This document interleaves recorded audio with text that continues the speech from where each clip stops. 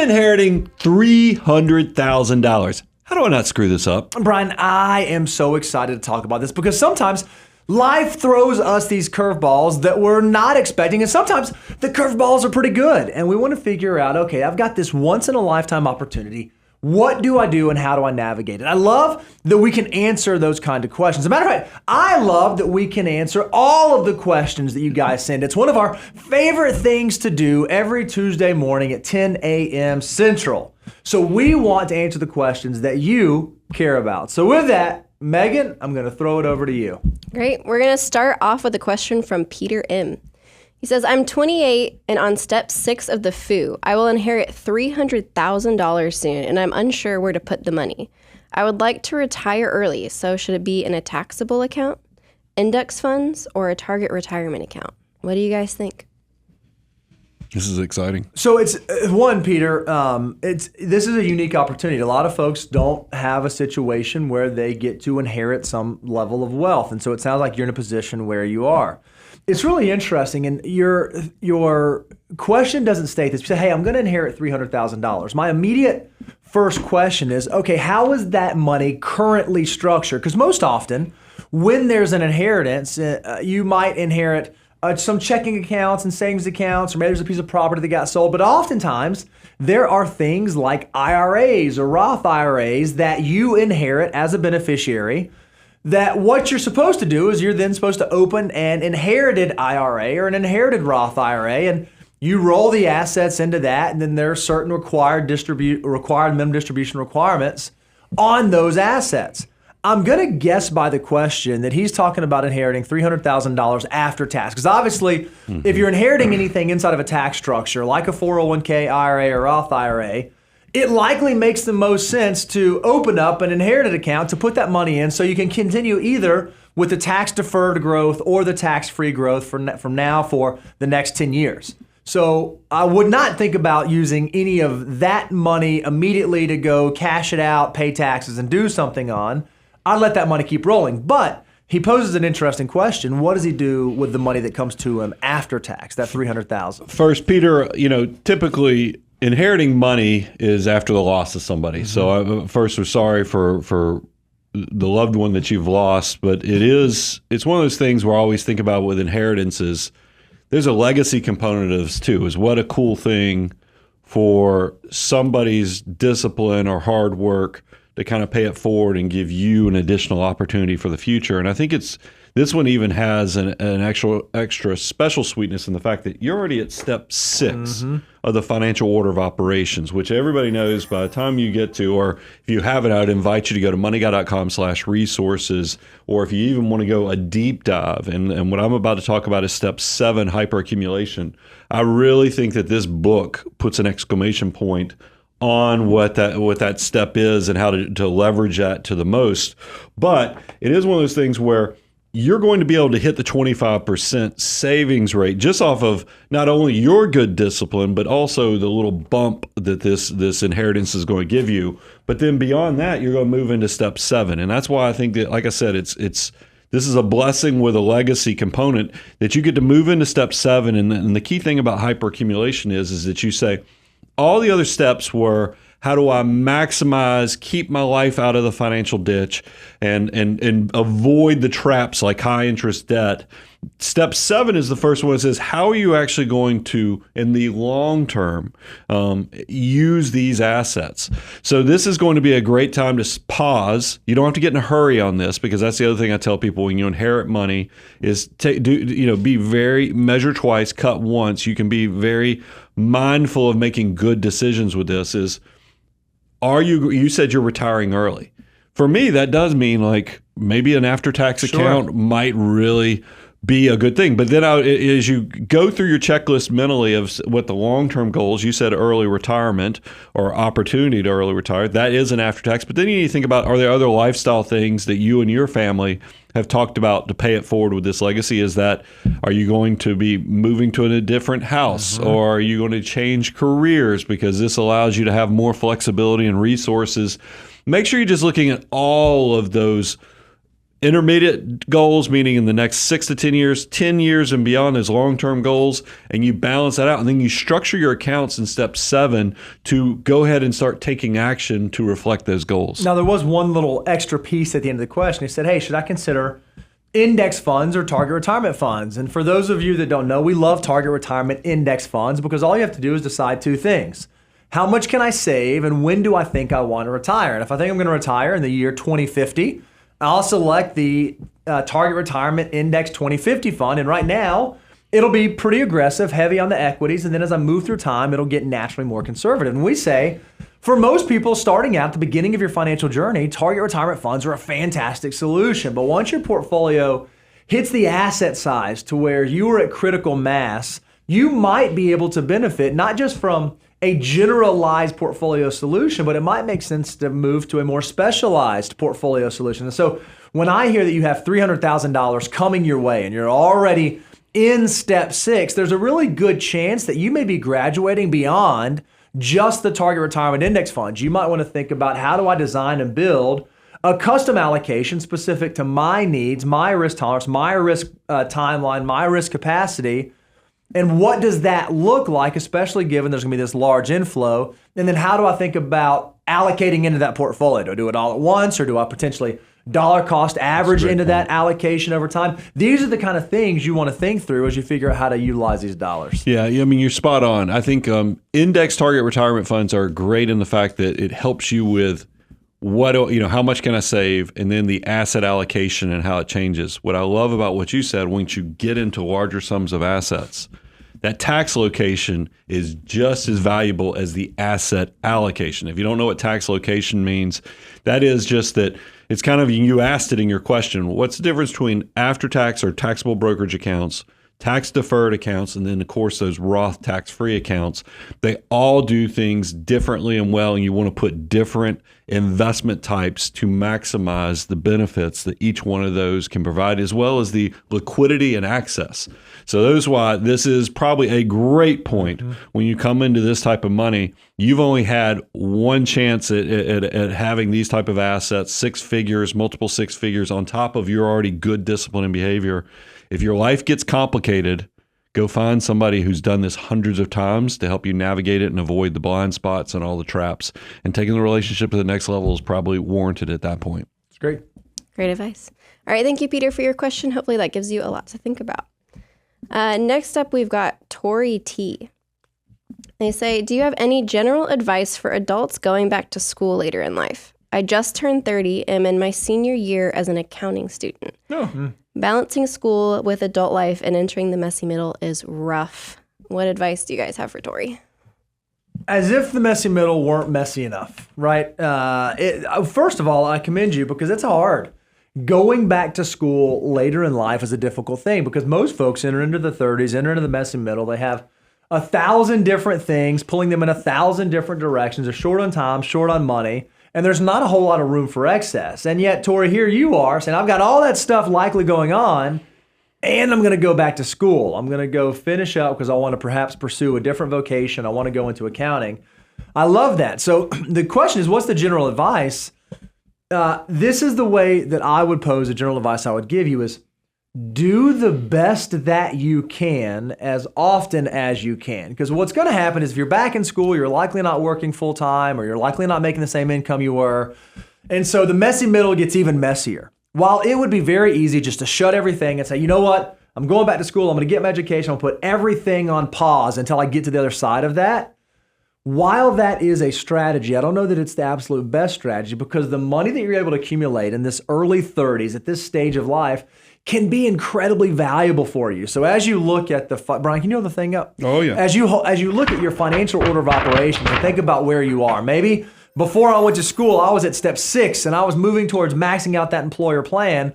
Maybe you do have to take a few steps back, but I would encourage you, if you can, you are still working, let's still get the employer match. Let's make sure we have a fully funded emergency fund. And then can we be doing things like maxing out the Roth or maxing out the HSA? Because even little small marginal decisions that allow you to stay the course at this stage, when you get to the other side, when you get into your new career, when you get to age 40, 45, 50, you'll look back and think, man, I'm so glad that I didn't shut everything down. I'm so glad I kept the ball moving forward.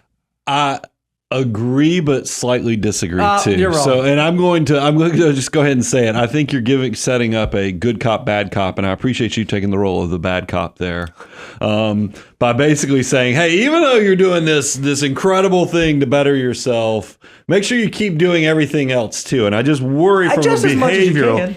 I worry from a behavioral standpoint. Because you already heard when Tori was asking the question that it feels like there's just a lot going on right now, and what I worry about is look, whenever I'm dealing with hard life things, I have an internal question I always ask myself: is this a season or is this just the way things are? And I want to commend you is that obviously at some point you asked yourself that question and you said, I feel like I'm in a bad place or I need a better opportunity. So you're like, I'm going to turn this trajectory I'm on and I'm going to go take a season for myself where I'm going to invest, go get an accounting degree and better my life. That's an incredible choice, first of all. So then you ask yourself, once you're in this decision of you're back in school, season or just how things are. Well, now you're in a season where you've got to do good in school. You've got the family, but you've also got this pressure of your financial life going on as well. And I think Bo is spot on. It is, I want you to be scared, but purposeful that when you're 30 years of age, every dollar has the potential to become $23. That's right. When you were 20, back when most people were in college, every dollar had the potential to be $88. But I know in your future self, your 40-year-old self, every dollar only has a chance to become $7. So Bo is exactly right that it is important, but think about the fact if your income is going to have the potential to double, triple, maybe even quadruple over your lifetime, the season you're in where you're investing in education is going to be so much more valuable, even within some of that compounding growth, because the savings rate is even more important than the compounding growth and when you're talking about how big your shovel is. So I just want to say, take a deep breath. Don't put too much pressure on yourself that you create the potential for failure. Meaning that if you overwhelm yourself through all this season, that you just don't accomplish anything, then take a deep breath and maybe you pause some of the financial stuff, accomplish the school, accomplish the family, but then you get back to it as fast as you possibly can. Or you do what Bo said, you try to max out the Roth. Choose what the goal is that's attainable and doable right now that doesn't break the system and make that happen. But then you promise yourself because like I said, you're scared and purposeful. If you do make any concessions, you promise yourself when you come out to your great, big, beautiful tomorrow at the end of this education goal and you get that great new job and you start making more money than you've ever made, you're going to be double on the discipline to pay back what you missed out on in opportunity costs and then some, so that you do really get to build that just incredible vision for your future and maximize your financial life, as well as live the memory building awesomeness of this sacrifice in the moment you're in. I'll allow it. Great. Well, thank you, Tori, Thanks for for your being question. bad cop. I wasn't bad. I just find, Meg, I'm curious if you agree with this. I feel like we as humans often have this tendency that we overestimate what we're capable of when things are good. Like when life is going good, we're like, oh my gosh, it's going to get this much better and do this and do this and do this and do this. And we fall in this trap of like really overestimating what is possible. But I think on the flip side of that, when things are bad, I think we tend to underestimate life is falling apart, things are hard, job's gone, this is hard, I just can't do anything. And in reality, maybe you can do more than you think. You can save that extra $100. He's still trying to win. You see this? You know what I mean? I was like, man, what a good thing. And this knucklehead's trying to win this thing still. I'm He's just such saying, a mess. Different strokes. That's all I'm saying. Well, hopefully Tori can find the balance that works for them.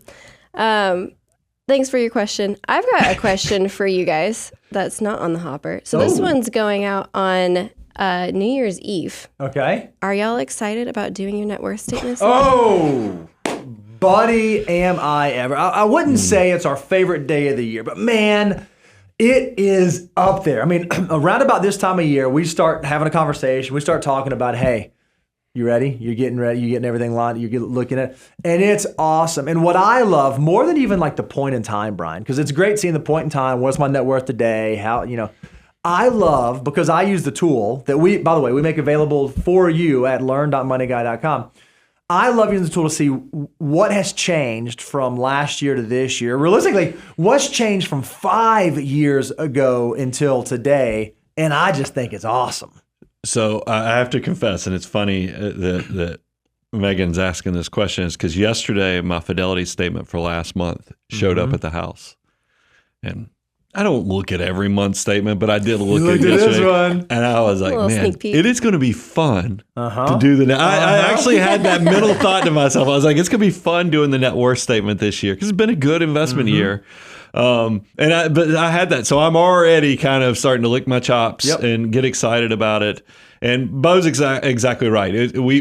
We eat our own cooking, meaning that the same template that we offer to you guys at learn.moneyguy.com is the exact same template that we use. And what I like about it is that dashboard view. It allows me to kind of see where are the debt's at now because they're going down every year. Where are the investable assets at? What are my 3 bucket strategies, meaning the after-tax assets, my tax-free, my tax-deferred?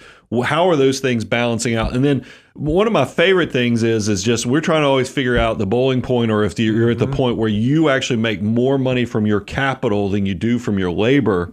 We have all that built into the dashboard. So this thing, if you're trying to figure out, maybe you're new to this whole journey of building a net worth. By the way, if you are brand new and you just say, I appreciate the tool, guys, but I'm all about the free stuff, you can go to moneyguy.com/resources. We have a great template there to just get the good behavior going. But when you get to the point that you actually want to accelerate the journey and actually take an active role of seeing the metrics that are changing every year, I would encourage you to go check out that tool because we were very deliberate with how we designed it. Have you been Megan, a net worth preparer for a long time? Are you new to what are you thinking about as it's almost net worth day? I'm excited. Yeah? I wouldn't say a long time. I've only been working for like 4 years, so not a long time. Did you start at the very beginning? Or yeah. Okay, look at that. She's going to have it from the very beginning. I will say, I'm not going to say any names, but I had someone on the Money Guy team who's kind of at the beginning of their journey too. Okay. And they said, I don't do it yet because I just don't have enough variables going on necessarily. And I was like, no. I was like, I said, if I could go back in time, because I didn't start doing my net worth until I was in my early 30s, and I regret it because it's so fun. Part of what we do with the visuals is you can see your changes over time. And it is so magical to watch compounding growth actually happen in real time for you. Not some theoretical thing when you watch one of our shorts or our videos where we show you the charts, but when you see it's your numbers and you actually get to see the compounding growth, don't take that from yourself. Go ahead, even if you only have you started your Roth IRA last year and you have some student loan debt and you're just getting out of some bad decisions you made in college with credit cards. Just because it might be right at zero, even below zero, don't skip the step because your future self will thank you immensely if you start this as soon as possible. I think I did my first one at 20 years old. Yeah, you know how awesome that is. That's just how so much cool. data that. Oh, it's so fun. Yeah. And even starting out, it's still crazy seeing the progress from the beginning of the year. Like all the stuff that you forgot that you did. That's that little small, that's why it's like Christmas morning, little small decisions you made in January, February. You're like, holy cow, this is paying off by the end of the year. I think it's awesome. All right. Y'all ready for the next question? Yes, ma'am. All right. This is from Foo number 8. He said, hi, Money Guy Show. I am That's abundance goals or prepaid future expenses. I'm sorry. Keep going. No, you're good. I'm 39 years old and on step 8 of the Foo. Question, would you consider keeping your first home to rent out, then sell it, and use the money for the kids' college tuition? So a different take on saving for college. What are y'all's thoughts on that? Okay, so, this is the way they'll answer this. Money is nothing more than a tool that allows you to accomplish the goals that matter to you. And money is fungible. Meaning money that you have in one place is still the same money, even if it's taken somewhere and used somewhere else. So there's a few different questions you have to think about. All right, if I have my first home and I've bought that home and maybe I got a great deal on it and maybe I have a low interest rate, and it's in a highly desirable area that's going to be easy to rent, it might make sense to rent that. And I can rent that house, and I have the low mortgage, and I can charge enough rent that it cash flows, and so the note's covering itself. So long as I was able to save for a 20% down payment on the second house that I bought on my new primary residence, and I have enough capital, enough income, enough cash flow to be able to cover both mortgages comfortably, I don't think it's crazy if you want to continue to hold the first home and then down the road potentially sell it. Now, there are some tax consequences associated with that, where there are benefits to rental property and there's some deductions you can take there to offset that income. One of the beautiful things about primary residences is that when you do sell them, if you've lived in the home for 2 of the last 5 years, you get to exclude a lot of that gain, up to $250,000 for single individuals, $500,000 for couples. If you turn this property into a rental property and then you just decide to sell it 7, 8, 9 years down the road so that you can pay for college, now rather than you having all that capital appreciation tax-free, you do have to pay capital gain taxes on that because it did become an investment property, investment asset. So I think you have to think through those contingencies as you go about navigating this. I love that you got, because you went through a lot of the technical stuff that I was sitting there, I was like, I hope we make sure we get the technical, but I want to talk about some of the mindset stuff that I see as a potential trap. First of all, congratulations being on step 8 of the financial order of operations, reaching, to where you're actually living in abundance and you get to think outside of just doing the basics is always something to be celebrated. Mm-hmm. So I'm super happy for you. But the thing I kept thinking about as I'm hearing this is that it's amazing that you've got just primary residence. Sounds like the fact that it's appreciated and gone up. You want it to do everything financially. It's like choose one thing, and then its goal is it's got a Swiss Army knife. That's exactly what I wrote down. It's a Swiss Army knife of your financial life, and the fact that it's your primary residence currently. You're going to move out, turn it into rental property, and then voila, you're going to sell it down the road, make so much money that you're going to pay for the kids' college. It sounds great that this one thing, this one asset, is going to do all these great things. But have you actually ever tried to do a home repair with a Swiss Army knife? It sounds so good that all you have to do is whip out this one tool and it is going to help you do this awesome thing. But I always find myself because it has a screwdriver function on it. It has, both a Phillips and then the traditional screwdriver. But if you try to, you're like, dadgummit, this thing isn't the right size. Then I'm stripping out the screws. This stinks. The knife is dull because it's also only about this long, whereas I need something that I can cut a little better. And I end up getting so fed up. And I'm like, this thing would be great, I guess, if I got stuck on a deserted island. I'd be glad I had this Swiss Army knife. But this stinks compared to, I'm just going to go out to my toolbox, my full toolbox. I'm going to get a Phillips screwdriver that actually matches the size of the bit of the screw. I'm also going to just make sure that the knife I have is sharp enough and long enough that it can allow and cut this. And maybe I even need scissors instead of this feature, and scissors that aren't just this big like the Swiss Army knife scissors. So I end up getting so frustrated because it doesn't, that one thing, just even though it on the brochure it will do all these 12 features, it doesn't do any of them good. And that's kind of what I feel like you're doing here, is that your primary residence sounds like it potentially could do these things, but is it the best? And because I don't think it is necessarily, because you have a choice. Let's take the primary residence. You do have a choice: rent it out or sell it. Bo gave you, if you sell it, there's some huge tax benefits, meaning tax-free gains for a married couple up to $500,000. Yep. That's nothing to sleep on. And by the way, you can still do both, because you can rent it out for like 2 or 3 years, and as long as you sell it, because it's 2 out of the last 5 years that it was your primary residence, you could rent it out for a few years, see how that goes, and then still sell it for the tax-free gain. So you can kind of have choose your own adventure. But then when it comes to kids' college, I love 529 accounts. I mean, because they're tax-free growth. It's another way to get tax-free growth. And if you did this instead of relying on one asset, if you actually went to the full toolbox of your financial tools, you could be like, maybe I take advantage of doing rental, but then I also take advantage of taking this tax-free gains. And then maybe I'm also in the background funding a 529 account for these kids so that I get tax-free growth. Do you see how all of a sudden this got a lot better instead of just using one tool and hoping that it fixes all your financial problems? Specializing and maximizing is definitely going to be your friend in this adventure. How many home improvement projects have you tried to do with a Swiss Army knife? No. Pretty passionate. That was a great analogy and very loved it. passionate. No, about the feeling. it's one of those things because I have a, is it a, oh gosh, because I have like 3 of them because they are very effective for doing Christmas lights. Oh gosh, it's something with man in it. It's Toolman, Speakman, I'd have to, if I went on my Amazon history, I could tell you because I bought like 3 or 4 of them. No, you're looking at, it's not a light bright or a Christmas tree. I typed in tool for Christmas lights. That seemed like Speakman. Type in Speakman tool. Okay. We shouldn't be doing this on. Tell me more about it. It's a special tool that does Christmas lights. No, it has nothing to do with Christmas lights. It's just a great tool that can cut, it can strip wires, it does a lot of things. The Speakman claw?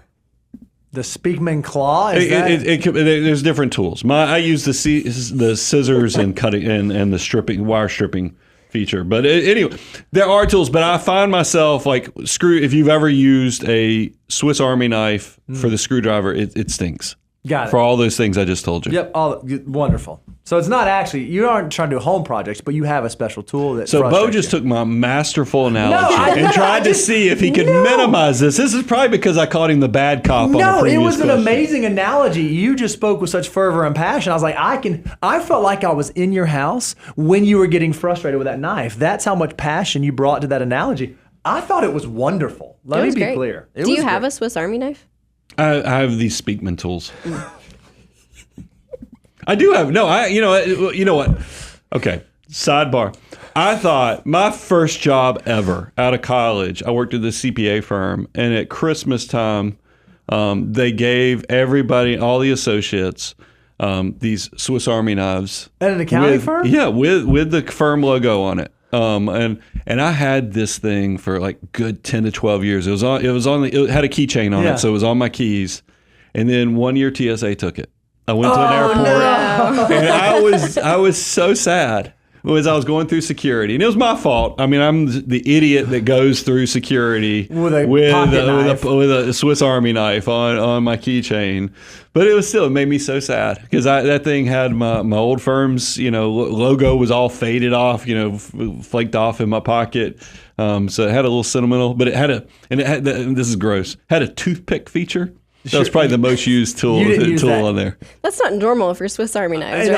No, it is. On those little ones, you slide out the toothpick. That is key. For a good Southern boy, that is a key thing that you want to have there. Now, I don't know it's hygienic. So you would use it? Yeah. Cool. If it doesn't kill you, it makes you stronger. You got a great immune system. What'd you say? A Bow and Wealth Christmas gift, 2025. There we go. How about I'll just give y'all, we'll order some toothpicks. Just a box of Abound toothpicks. All right. Good luck with that one, Nate. Ready for the next question? Ma'am. All right. This one is from the Janine. She says, Janine. The Janine. How do you know when you are out of the messy middle? I'm mostly curious about your answer on this, Brian. Do you think you're out of the messy middle yet? Yeah, I am. No idea. You can't. No, I'm just kidding. Yeah, Brian, you know what? That is a great question because the messy middle, this is how, first of all, let's talk about how we define the messy middle. The messy middle is the time in your life where you find that you have so many different commitments and so many different things pulling you in so many different directions that you have this intersection of no discretionary time. Your time is completely gone. And also, because of all these different commitments, you have no discretionary money. So you are low on time and low on money. You're being pulled in a million different directions. For most people, this happens somewhere around their late 20s, early 30s. That's not to say that it can't happen for you later, but when does it end? How do you know that you're on the other side of the message? Yeah, I've always tried to be very transparent on this because I feel like so much in social media world is everybody's giving you their highlight reel and making their life look as good as it possibly can. And that's just not the reality. I mean, there's a reason we've coined the messy middle where you're short on time, you're short on money, and you just feel like the world's working against you. And even with the world working against you, you have to take just a little bit of discipline to put something for the future just because the value of what it becomes with those small incremental decisions is too much to ignore and neglect. But so here I am already working counterculture because everybody on social media is telling you how easy life is. And then here we are saying, no, you need to embrace this messy middle. I love this question. And I can tell you specifically, this is why you need to be doing exercises like the annual net worth statement. If you go to learn.moneyguy.com, you can check that out. We have a great tool. We even have moneyguy.com/resources. We have a free template. Is because what I like about the annual tradition of doing these things is that I use it as I reflect upon what happened in the last year. And I even use the tool to then communicate with my wife, and we kind of have a state of the union for our financial household. And I can remember specifically, it was there 42, 43-ish. I know specifically that's 2 years, but it was 42, 43. And I remember thinking, this is the first year I don't feel like I'm behind. And I say that for two reasons. It's I think a lot of people look at my life now and they go, man, his life was easy. Or, they don't see, nobody, when you reach success, do they see the struggles? They just assume, the guy, good for him, or he sucks. I bet he had a leg up somewhere. Yep. They never see the struggle. And so that's why I think for people to hear that it wasn't until I was 43 years of age that I felt like the cloud of all the struggles of, the kids, of the discipline of having to save for the future. It didn't go away until I was in my early 40s. But then I remember looking at my net worth statement, looking at my savings goals, thinking about the kids and what all my responsibilities. And I was like, no, this was a good year. And I felt like I came out on the other side. So that's how it went for me. And I think that's why you've got to create some strategies and use some tools so that you have some accounting to kind of know where you are in your journey and kind of ask yourself, hey, how did time feel last year? How did my money feel last year? And wow, we made some really big progress, both as a family, both financially, as well as, making sure we're getting memories and maximizing each decade that we're on this world. I think another thing that's just important to mention, because we get some flack on this in the comments, no one's messy middle is exactly the same. Just because your messy middle looks different than someone else's messy middle does not mean that you're not in the messy middle. I mean, it's not you might have a great income and you've got the financial piece kind of figured out, but because you have young kids and a bunch of commitments and time is just you may be in the messy middle, even though maybe financially you're not having the exact same struggles as someone else. Or maybe you don't have all the family commitments yet. You don't have all the other stuff going on. But man, just trying to get your dollars to do what you need them to do with all the different stuff pulling you in all kinds of different directions, you may very well be in the messy middle. So be careful letting someone else define, oh, my situation's worse than yours, or I've got it worse, or you're not dealing with this. Just like personal finance is personal, messy middle is personal. I love that you said, Brian, you were able to come out of it because your kids were still relatively young. I mean, they weren't like baby kids, but they weren't out of the house at that point. But you did start to have some relaxation, some deep breaths, hey, life is not quite as hard right now as it was the past year, the past 2 years, the past 3 years. Yeah, just to give perspective on that, I'm doing this really quick, mental accounting and public accounting, which is always scary. Yeah, you'd written 12 and 6 years of age. Yeah, that makes sense. Yeah, they can feed themselves. You're not changing diapers. You're sitting here thinking when my third child is 6 years old. Man, my life is going to be so much. I bet it feels, because, what's so interesting on how I think us humans are designed is we are wired that when that baby can start feeding itself, start going to the restroom, and then it starts talking to you and hugging you, and telling you, all of a sudden it's like you forgot how hard the first 18 months were. And I think we're designed that way. Yep. Yes, you're going to have to selflessly take care of this bundle of joy, because they won't survive on their own. And then we have been designed in a way that when they get to be about 3 years of age, or even 2.5, and they start showing some love to you, like, maybe it wasn't so bad. Let's do it again. Man, can I tell just a quick funny aside that happened yesterday? Of course. My kids like eating frozen blueberries. I don't know why. It's just a thing. Like bag of frozen blueberries. And so my wife, the other day, I have a little boy. He's about to be 2 years old. And he was sitting in the high chair. And my wife just gives him just a bowl of frozen blueberries. So what do you think happened? It sounds like these turned into weapons or something. No, he's just covered head to toe. Like he's like here to here, blueberry, everybody. And I don't deal with messes. It's not my thing. I don't like messy fingers. Oh, you deal with them. You just don't like them. And so I'm looking at this kid and I'm like, that's gross. Like that's pretty rough, dude.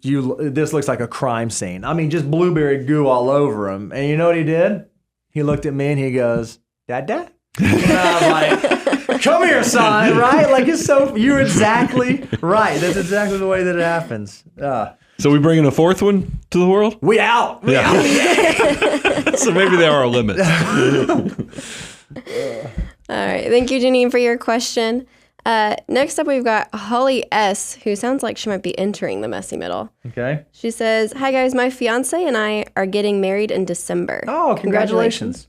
As we look to merge our finances, what advice do you guys have for this transition process? When it comes to couples, there's one big piece of advice that we often try to communicate, and it is communicate.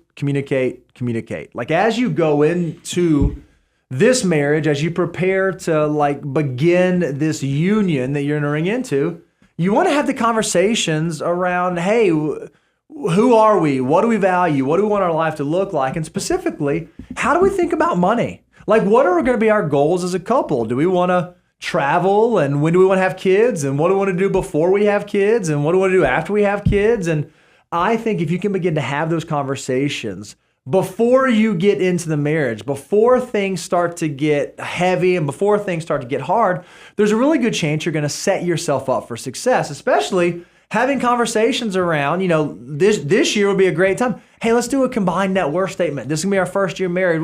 Okay, here's all the stuff that I've been doing. Here's my checking account, savings account, and investment accounts. And here's the debts that I have. And here's the checking account, savings account, and investment accounts, and debt. Okay, great. We have these debts. What's our goal? How are we going to pay this off? Like, is my debt? Or when we get married, is my debt your debt? And like, how are we going to approach this? And I think if you can have a very open and honest and candid conversation, you're going to remove the propensity for any surprises to come. You don't want to get into the new year, get into January, the first paycheck hits, and then all of a sudden, I was gonna now that our income's combined, I'm gonna go pay off some debt. Whoa, we didn't talk about that. That wasn't part of the plan. If you can do that on the front end, there's just a much better chance that you're going to be able to navigate hard financial decisions, because ultimately you're going to face hard decisions. If you can start from a place of communication, you're likely going to set yourself up well long term. Holly, congratulations. I think it's super exciting when I find out people are getting married. I even celebrated at our annual Christmas parties. I tell how many babies came into the firm this year, how many marriages were happening, all kind of cool stuff like that. And so I think this is one of those life moments to definitely celebrate. I wrote down two quick things, or really it's 2 to 3 quick decision points. If you and your fiance are both fabulously broke and young, don't overcomplicate this. It's the easiest thing, and I think this is a lot of people. If you're broke and young, and you both come into this marriage with not a lot going on, I want you to embrace the broke and just unite everything. Just bring it all together. Do the joint checking accounts. Do the joint everything that you can to make sure you're tackling two becomes one on that. Now, if there's a complication point, so that's why I'm putting the asterisk out there. If this is an older marriage, meaning that maybe there's children from a previous marriage, or you're just older, so because you're older. And here's the other complication. One of you has assets and the other has like lots of debt and other things. Those are complications that we need to address. It doesn't mean that you still don't embrace the unite, because I like joint accounts for married couples, because, especially with what you're paying the bills, what you're making those savings and investment goals for the future. I like those to be joint accounts, because money is a tool, but it's a tool that sometimes, if used in an unhealthy way, can have power. And I see too often couples who the power component of money can make things very uncomfortable in the future, because more likely than not, one of you is going to have more success than the other in your career, and you don't want to get in a power play where one spouse is having to ask the other spouse for access or an allowance or something. It just makes it weird. And that's, I don't want you to get in those power plays because it doesn't bring the best out in the relationship. So, it doesn't mean you can't have separate account for like, premarital assets. If you inherited some money, even if you're young, you inherited some money, and you got to protect that stuff because if you bring it into joint, it would now make it subject to, everybody, right. complexity, it commingles it. But I still want you to have that joint account so that y'all can make those marriage decisions, still two becoming one, and you take out that power structure so that there's not weird things that happen as your marriage goes 10, 20, 30, 40, even 50 years. It's awesome. It's a fun ride. Congratulations. Great. Congratulations, Holly. We're super excited for you, and thank you for your question. The next one is from Kyle V. He says, I have $30,000 in a 529 for me, but I graduated from college. I know that I can only use $10,000 of that for my student loans. So I'm wondering, what would you recommend I do with the rest? Roth distributions, pay out with a penalty, anything else you guys can think of?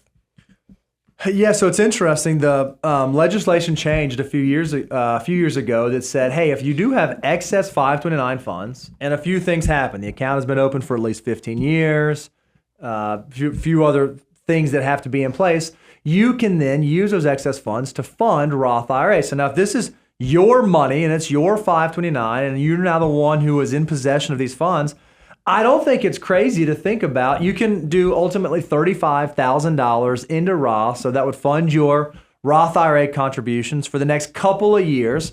I don't think it's crazy to use the 529 assets to do that, but here's what I don't want you to do. Because those assets are already there, I don't want you to use them as a crutch to not continue saving, to not continue putting money away. So if I decide to take $7,000 out of that 529 and put it in my Roth and max out my Roth, the $7,000 that I would have saved to my Roth otherwise, I want to go to the financial order of operations and figure out, okay, where does that need to go? Do I put that into my 401k? Am I doing step 6? Do I max out my HSA in step 5? Am I in step 7? Do I do an after-tax brokerage account? I think it's great to use the dollars that way, but I would not use it as a crutch for you to lower or miss your savings rate.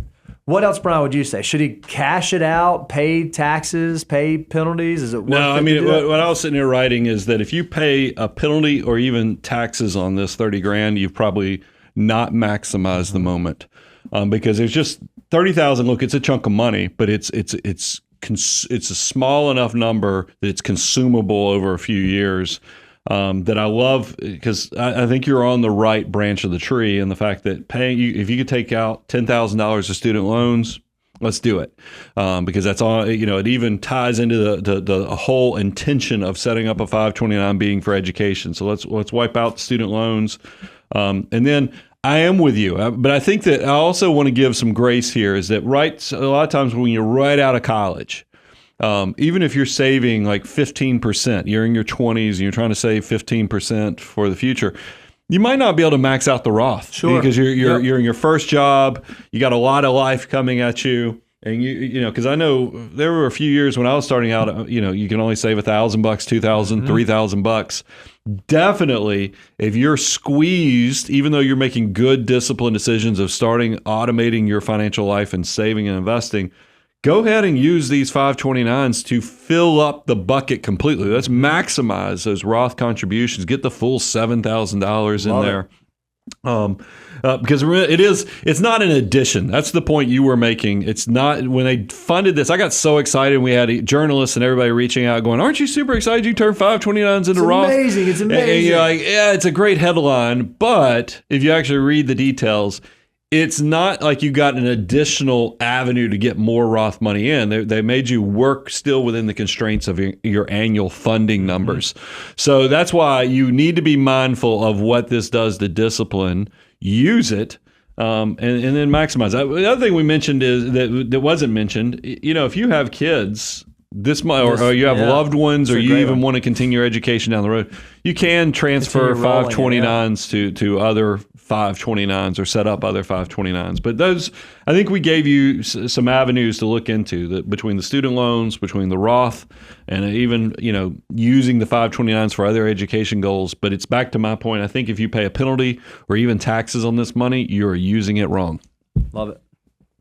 Great. Thank you so much for your question, Kyle. And thank you, everybody, for watching and tuning in to us on Tuesday. You can find all the resources that we talked about at moneyguy.com/resources, and we will be here every Tuesday to answer some more of your questions. Man, we have had an absolute blast. I think there was a theme that I felt like happened today, whereas because new year, new you, focusing on financial goals, 529. I mean, I don't know why. 529s. Making sure you're taking advantage of net worth tools and tracking. Answering a 529 question is all in the head right now. But I really do get excited about the annual net worth, statement and putting that together. So if you have not started that journey, I'm going to give you 2 websites. I want you to go to moneyguy.com/resources. Tons of free stuff there, but one of the free things we offer is a template to start the net worth statement and do that annual trip and adventure with us. If you want to really accelerate this thing and actually have a dashboard to know what's going on with your money and accelerate the success of that money, I want you to go to learn.moneyguy.com and look at our net worth tool. Same one that we use. use. The same one we use. I absolutely love this thing because it tracks over time, shows changes over time. And here's the key part. We just talked about a very powerful tool. But money, we all have to keep this as financial means. Money is only a tool. It's not a goal. So make sure you're just harnessing that to the max of what it can do for you. I'm your host, Brian Preston. Mr. Bo Hansen, Money Guy team, out.